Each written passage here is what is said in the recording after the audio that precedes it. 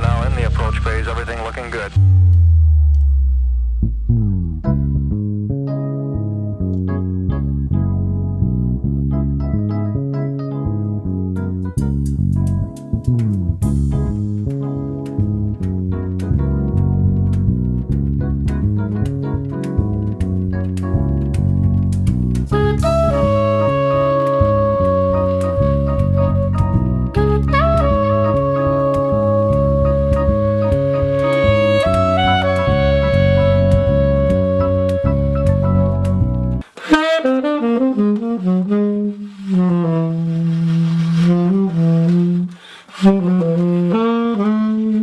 So happy birthday, Coltrane. John Coltrane would have been 90 today, and I suppose it is still his birthday in one kind, and that was my little rendition of It's Just Something for Train. I tried to kind of do it in a Coltrane style, it wasn't working for me today. I'll tell you why.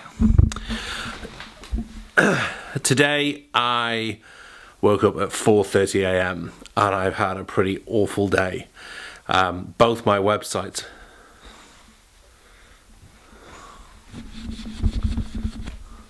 It's a bit clearer. Both my teaching website, Cambridge Saxophone, and my own website went down.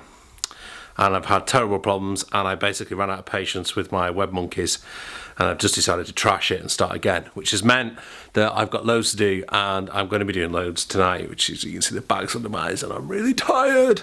So I want to give you my take on Coltrane, why he's so important, I think, to modern music, never mind just saxophone players. All day I've been doing this thing on Twitter, Coltrane Day, hashtag Coltrane90. You can go back and look at those things, recommending certain tracks if you want to follow those things through. I did that yesterday, so I haven't been doing that today as well as everything else. I heard about this book by Ashley Kahn on A Kind of Blue, all about the Miles Davis album, and then he wrote this one, and you can tell it's well loved and well looked after on A Love Supreme. And I'd only really heard bits of Love Supreme prior to that, and I didn't really get it. I really enjoyed playing the first movement because it was on the Aebersold, I think volume 27, and I really enjoyed playing it because it was like a one-chord vamp, which is easy to solo over, well, at that stage anyway. Didn't understand the significance of it until I read Ashley's book, and wow, tremendous and very powerful effect on my life. What Coltrane's talking about in that piece just opened up new doors to me, new spiritual doors, musical doors, just blew my mind. And, as I put out, or will be putting out tonight, it's the greatest album Coltrane, I think it's the greatest album in jazz and probably the greatest album of the 20th century, and that's saying something, in its influence, its significance, and its depth. So for my thesis, this was the book. It's the biography by Lewis Porter. It is in depth, it really is, but it is brilliant. If you want to know about John Coltrane and want to go deeper, this book I highly recommend. In fact, Ashley Kahn in the Orange book cites a lot of Lewis Porter's book in his. There are a few other books which I'll link below. There's an interesting one, God's Mind in the Music, by you don't call him Anglican in America, Episcopal. I think he's Canadian actually, priest. But anyway, he's written a great book which is very much continuing on what I would have loved to have done for a PhD, talking about the theology behind Coltrane's work, So Am I, and Love Supreme. But that's for another day. But I want to tell you a story that changed a little bit of my understanding of Coltrane. Back in 2005, I was fortunate enough to be invited by Branford Marsalis to go and study with him in the States, and he told me I had to go to New York first, and I did. Now this was well before the days of live streaming. It was before the days of Twitter, and even Facebook wasn't really mainstream by then. So I got to go to the Vanguard. Birdland wasn't where it used to be, it's now a strip club. Got the newspaper from Tower Records, very famous record shop in New York. On this piece of newspaper was a listing for a sax player I'd bought a CD of, almost kind of by accident, a guy called Greg Tardy. And I really enjoyed his music, and I also really appreciated his spiritual input to his music. And so I'd seen that he was playing at Smalls Jazz Club in New York. Didn't know where Smalls was, but figured out I could find it. Just before I went to Smalls, I wanted to do a Sonny Rollins. I wanted to go and practice on Williamsburg Bridge.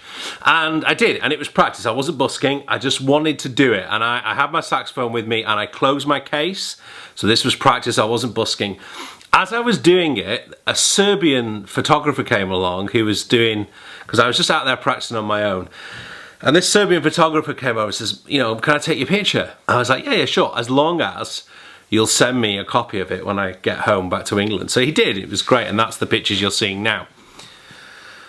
After that, I went to hear Greg at Smalls. I was chatting away to Greg, had a great chat, and then I was having a beer at the bar, and this other guy came over and started talking to me. Throughout the whole meeting, it was racking my brains. I thought, I know who this guy is, but I can't place him. I've met so many people in that intervening time, and it was kind of racking my brains. And I was thinking, gosh, I know who this guy is. He was very friendly. We got chatting with him. No lie to you. About 15 minutes later, he gets up on stage with Greg Tardy and his trio, and he says, ladies and gentlemen, please welcome my very special guest today. You know, also play with the Elvin Jones Quartet, Mr. Ravi Coltrane. And I'd been at the bar with Ravi Coltrane for half an hour and not realised who he was.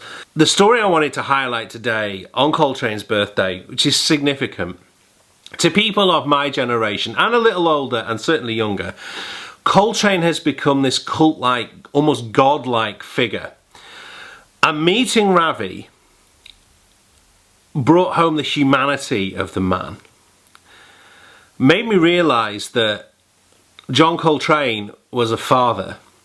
I know that sounds daft, but he was. He wasn't someone outside of the normal life in that sense. And what was remarkable about Coltrane was that, especially when you listen to the recordings of him at 19, I can't get it out. It's the development, of course. But what struck me about Ravi is I moved on a little bit, because I've got to admit, up to about that time, I had, you know, Coltrane was, you know, as a man, as a musician, everything I aspired to. He still is a lot. But I realised that he wasn't this, you know, perfectionist guru who, you know, just travelled the lands, you know, as this... That basically the guy that a lot of the books tried to tell you that he was just an ordinary guy. There's the Church of John Coltrane, don't forget. What I understood that day was that, you know, Train, for all his incredible musicianship that came from being the same as you and me and just working damn hard with the talent that he had. The shocking thing for me is Coltrane, when he was my age, had 5 more years left to live. And for me, that's the shame. That's the shame that we didn't get to see where Coltrane went. We get to hear these records, particularly the one at Temple University. If you haven't heard that before, check it out. But what would have happened to Coltrane had he lived, and where would his music have gone? Because it went in such an amazing... If you start from kind of Blue Train to or La Junta, is it? Maybe I mispronounced that. But that's just 12 years. You know, kind of people were talking about how quick Miles changed, but wow, Train. Happy birthday, Coltrane. Happy birthday, John. Happy birthday, Ravi's dad. What an amazing musician, and what an amazing legacy he's left us. What an amazing bar he's set for the rest of us. You know, some people would argue he just can't go past it. We know certainly with this guy. Wow, we're still trying to come to terms with Charlie Parker. Never mind him and him. And this is my Legends wall. And as you walk in my studio, as I showed you on the first vlog, they're the 3 people that greet you as you walk in. Just to remind you kind of where we're aiming for. So, thanks for watching. I'm going to finish the vlog right about here.